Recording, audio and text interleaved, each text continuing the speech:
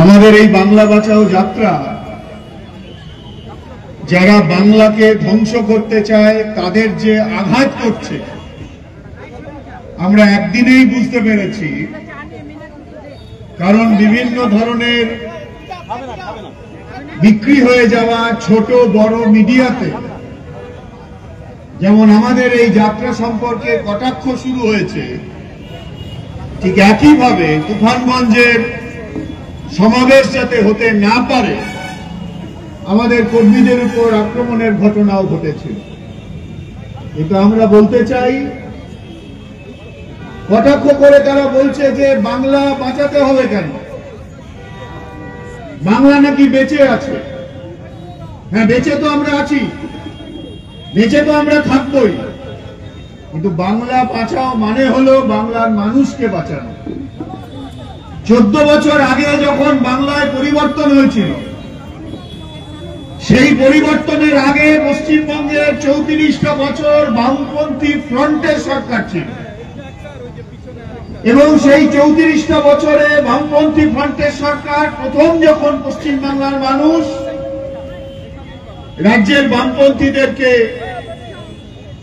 সরকার চালানোর দায়িত্ব দিয়েছিলেন, সেই দিন আমাদের পশ্চিমবাংলা ছিল অত্যন্ত পিছিয়ে পড়া একটা রাজ্য।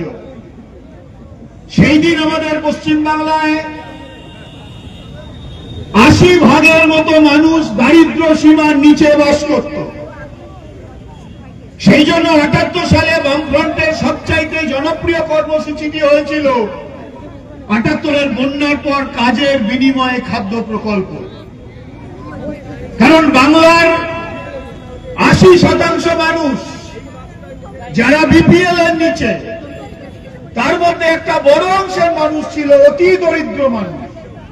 সেই জন্য এখানে যারা পুরনো মানুষ আছেন তারা অনেকে জানলেও জানতে পারেন, এক সময় গ্রাম বাংলায় দুর্ভিক্ষ হতো, আকাল দেখা দিত।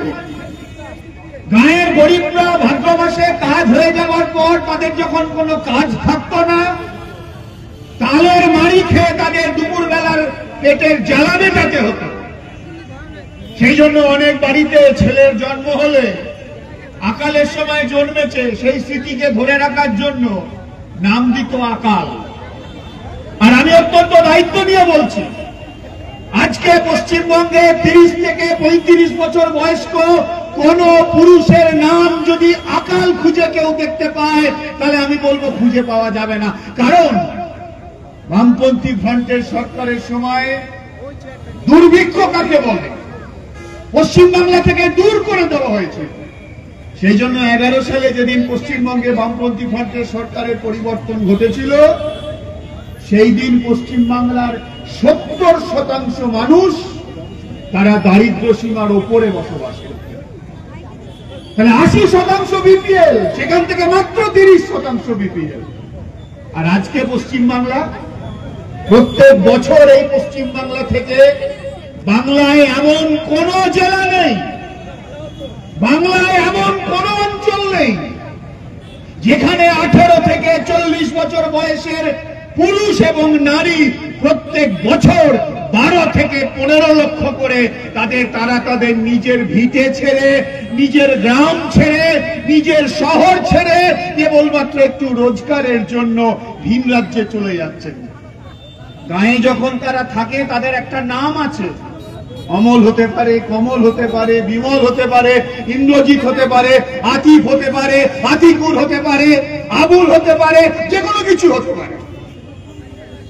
কিন্তু যখন সে ট্রেনে চাপছে তখন তাদের নাম বদলে যাচ্ছে, নাম হারিয়ে যাচ্ছে, সবারই এক নাম হয়ে যাচ্ছে, সেটা হলো পরিযায়ী শ্রমিক। 102 বছর আগে আমাদের রবি ঠাকুর রক্তকরবী লিখেছিলেন। সেই রক্তকরবীতে একটা জায়গা আছে যে যক্ষপুরীতে গ্রাম থেকে যাদেরকে আনা হয়েছে, গ্রামে তাদের একটা নাম ছিল, যক্ষপুরীতে এসে তারা তাদের নাম হারিয়ে ফেলেছে, তাদের একটা সংখ্যা, প্রত্যেকের জন্য একটা আলাদা আলাদা সংখ্যা। আমি জানি না আজকে রবীন্দ্রনাথ বেঁচে থাকলেন রক্তকরবীকে নতুন করে লিখতেন কিনা। তাহলে নাম হারিয়ে যাচ্ছে পরিবারের দুটো রোজগারের জন্য বাইরে, ফিরে আসছে কফিন বন্দী হয়ে, ফিরে আসছে লাশ হয়ে। আর করোনার সময় আমরা দেখেছিলাম দিল্লির সরকার আর পশ্চিমবাংলার সরকার কতটা অতটা অমমত্ব বোধ থাকলে পরে তারা পরিযায়ী শ্রমিকদের দুর্দশা দেখেও তারা দেখেনি। তাহলে যে বাংলায় কাজের অভাবে তার নিজের ভিটে মাটি ছেড়ে মানুষকে বাইরে চলে যেতে হয়, 34টা বছর আগে মাত্র 30% মানুষ বিপিএল ছিল, আমরা কেমন করে দাবি করতে পারি যে আমাদের বাংলা ভালো আছে? তাই বাংলাকে যদি বাঁচাতে হয়, বাংলার যুবদের কাজের ব্যবস্থা করতে হবে। বাংলাকে যদি বাঁচাতে হয়, চা বাগানে শ্রমিকদের ন্যূনতম মজুরি লাগু করতে হবে। বাংলাকে যদি বাঁচাতে হয়, চা বাগান মালিকের সঙ্গে ওই গাঁটছড়া বেঁধে নিয়ে ওদিকে দিল্লির সরকার, এদিকে রাজ্যের সরকার তাহলে কখনো কখনো বাগান বন্ধ করে দিচ্ছে, মজুরি কখনো কখনো দিচ্ছে না, যা খুশি তাই চলছে, অনাহার চলছে। তাহলে বাংলাকে যদি বাঁচাতে হয়, চা বাগান খোলা রাখতে হবে। যে মজুররা গতর বেচছে, নিজের ঘামের দাম আদায়ের জন্য যে লড়াই চলছে, তাদের মজুরির ব্যবস্থা করতে হবে। বাংলাকে যদি বাঁচাতে হয়, তাহলে এই যে আমরা শারদোৎসব উৎসবের সময় দেখেছিলাম, ভুটান পাহাড়ের ওই ব্রিজটা, ওই বাঁধটা যদি ভেঙে যেত, তাহলে আজকের এই আলিপুরদুয়ারের শহর কি হতো আমরা সবাই জানি, তার চেহারা কি হতো।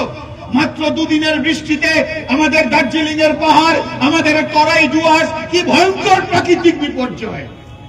তাহলে পর্যটনের নাম করে যেভাবে দেশি বিদেশি বড় বড় কোম্পানিগুলো, তাদেরকে হাঙর বলা ভালো, লুটেরা, যেভাবে আমাদের পাহাড়, আমাদের ডুয়ার্স, আমাদের তরাই, আমাদের প্রকৃতি যেভাবে লোভের শিকার হয়েছে, প্রকৃতি বিপর্যস্ত। তাই বাংলাকে যদি বাঁচাতে হয়, বাংলার উত্তরের দিককে যদি বাঁচাতে হয়, দার্জিলিং এর পাহাড়কে বাঁচাতে হবে, তরাইকে বাঁচাতে হবে, ডুয়ার্সকে বাঁচাতে হবে। এগুলোকে যদি বাঁচাতে হয়, তাহলে যে দেদার লুট চলছে, সেই লুটের বিরুদ্ধে মানুষকে দাঁড়াতে হবে। বাংলাকে যদি বাঁচাতে হয়, আমরা এলাম তুফানগঞ্জ থেকে, কৃষক ফসলের দাম পায় না। বাংলাকে যদি বাঁচাতে হয়, আলিপুরদুয়ারের যে সাধারণ যে কৃষক, তারা ফসলের দাম পায় না। বাংলাকে যদি বাঁচাতে হয়, নকশালবাড়ি পেরিয়ে যাবার পরে গোটা যে দিনাজপুরের অঞ্চলের সাধারণ কৃষক, তারা ফসলের দাম পায় না, তাদেরকে বাঁচাতে হবে। বাংলাকে যদি বাঁচাতে হয়, তাহলে এই যে মালদা, মুর্শিদাবাদ, নদিয়া, পূর্ব বর্ধমানের একটা অংশ যেভাবে নদী ভাঙনের কবজায় পড়ছে, কয়েক মাস আগে আমাদের চোখে দেখা অভিজ্ঞতা হয়েছিল যে নদী ভাঙন যে কোথায় চলে গেছে, ভিটে মাটি সব চলে গেছে। তাহলে বাংলাকে যদি বাঁচাতে হয়, তাহলে ভাঙন অধ্যুষিত এলাকার মানুষদের পুনর্বাসনের ব্যবস্থা করতে হবে, মাথার উপর আবার ঠাঁইয়ের ব্যবস্থা করতে হবে, জাতীয় বিপর্যয় ঘোষণা করতে হবে। দাবি করেছিলাম আমাদের উত্তরের দিকের সেই প্রাকৃতিক বিপর্যয়ের সময়। বাংলাকে যদি বাঁচাতে হয়, বাংলার মাঝে বর্ধমান, হুগলি, বাংলার শস্য গোলা ছিল। এই চলতি 14টা বছরে এই বাংলার শস্য গোলাতে 250-র বেশি কৃষক, ক্ষেত মজুর, বর্গাদার তারা আত্মহত্যা করেছেন। আর আমাদের রাজ্যের মুখ্যমন্ত্রী এই আত্মহত্যাকে দেখতে পান না, আর যদি বা দেখতে পান, তার মনে হয় যে ব্যর্থ প্রেমের ফলে তারা নাকি আত্মহত্যা করেছে।